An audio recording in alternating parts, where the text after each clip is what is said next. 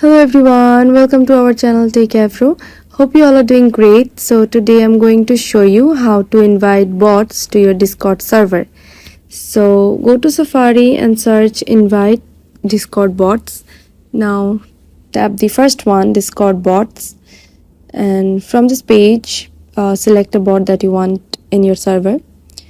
So I'm going to select this green bot and tap invite, and then log into your Discord and select your server and then tap continue.